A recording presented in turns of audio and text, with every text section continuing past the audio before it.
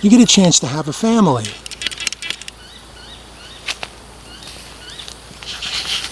You get a chance to experience everything.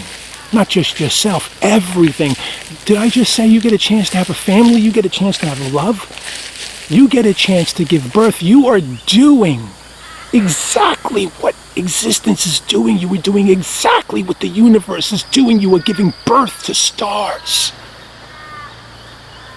And you keep looking out into space, looking for something that's going to be so amazing, so much more amazing than this. And somehow they've convinced us, right?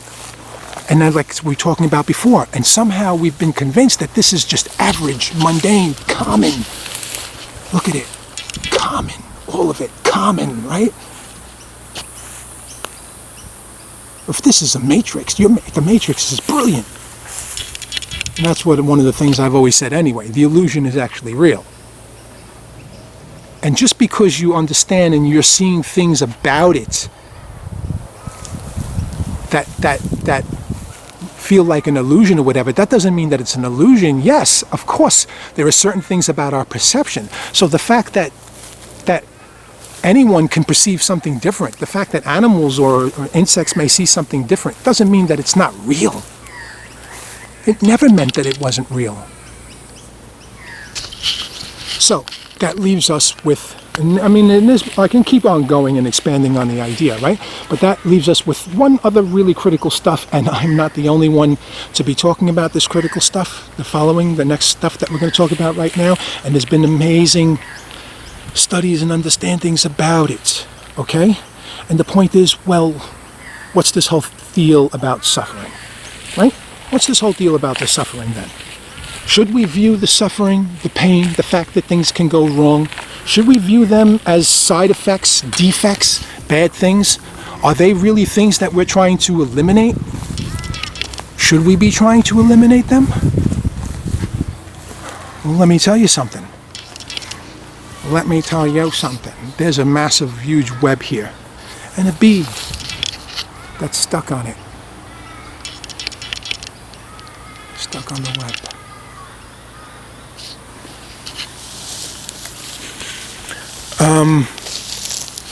Let me tell you something. What's the point of paradise if you didn't know it was paradise? Why the hell would you go through any of these experiences that I have a love-hate relationship with people who bring them up and talk about them? Oh, well, you come to the physical world so that you could experience all of these things and stuff like that. But it's all for the experience and stuff like that, right? Yeah, well, and then what? And then you take the experience and you go back to paradise and you don't, and you forget about it and everything is okay? Look what I just said, and look what we're just understanding here right now, okay? So what does that mean? What does that mean? If let's entertain the idea, because I entertain all the ideas, because my specialty is looking at the logic and reasoning of the fundamental nature, the mechanics, not necessarily the particular terms. In specific terms we could choose to describe those mechanics. Many sets of terms can be accurate and beneficial. So, follow me through here now, right? So we come to the physical experience, we come to the physical realm, we come to a physical reality, we go through a physical reality so that we can have all of these experiences, so that we can, to use as contrast, to use to better understand things and to have this awareness. And then we go back to where we really came from, or the real us, right? So follow me through here. When we go back, we bring all of those experiences. After all, what's the point of having those experiences if you're not going to bring them back? There's no progression then. So to some degree, to some point, all of the experiences and everything that we do here, to some point, some of it stays. Some of it sticks. Some of it remains. It remains in the genetics or whatever. But the point is, it doesn't completely, entirely get wiped. There would be very little point of going through any of this if it just completely got wiped.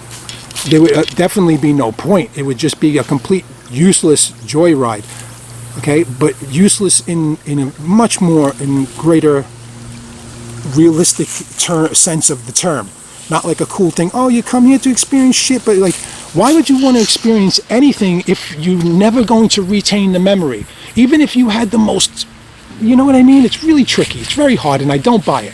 Like, even if you had the coolest outlook and said, I know for a fact I'll never remember a single thing of it, but while I was doing it, I'd be like, you know what? I'm not into that, man. That bothers me. Doesn't that bother you? You're going to be that zen to say, hey, I'm going to offer you something. I'm going to offer you the opportunity to go to to have a physical experience, but you will never remember that physical experience before or after. You can only have it then, and you'll never take a single thing from it. No matter what you think, you never will take a single thing from it. Bullshit. Not only do I like it, that's bullshit, and there's no way that that's true, and I'll tell you why it's no way that it's true. And I can just see it right now. Logic tells us. Logic and reasoning, man. Don't let anyone tell you that it's human logic, and human logic is exclusive to just us. They're full of shit, or they don't understand. Don't let anybody tell you that.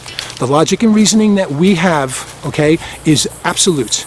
It's universal. It can be applied to everything, and it has.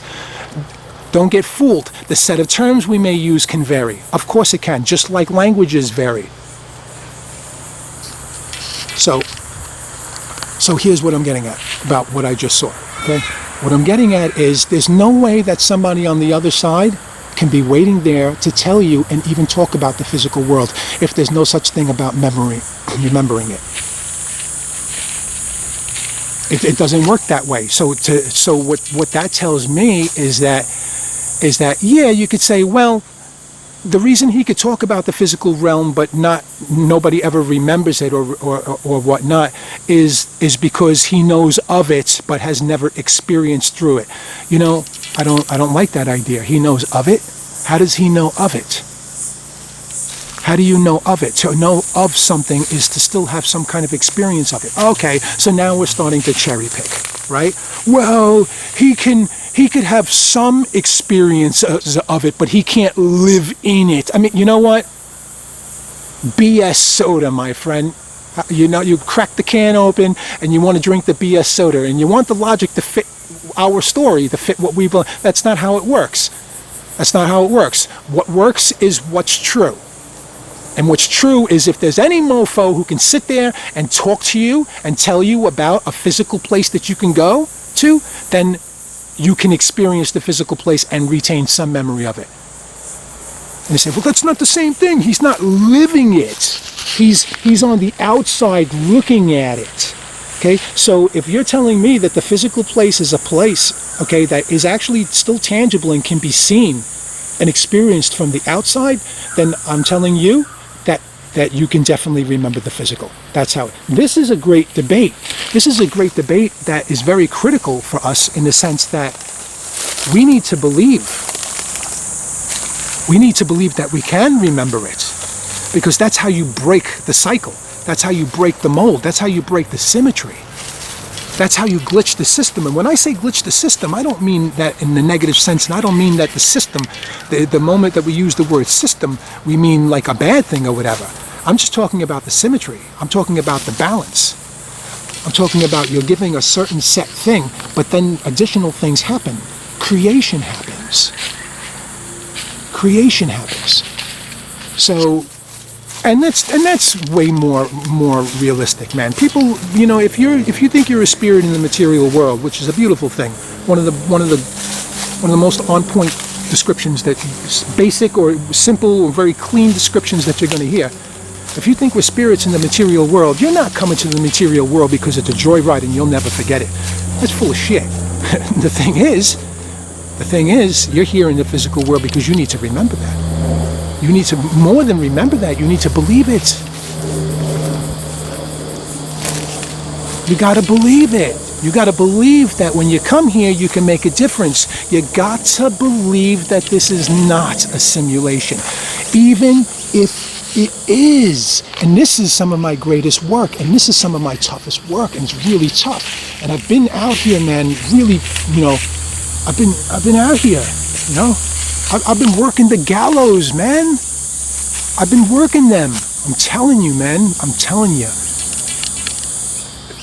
The power that we have is to override any rules, anything that we think sets everything in stone and there's nothing else. We have the power to override those things. It doesn't mean that you have the power to completely override everything, destroy everything, and eliminate the fact that there was ever an existence in the first place. It doesn't work like that. It doesn't work like that. You can't change the absolute, because that's the absolute. Okay? But the distinctions that you make,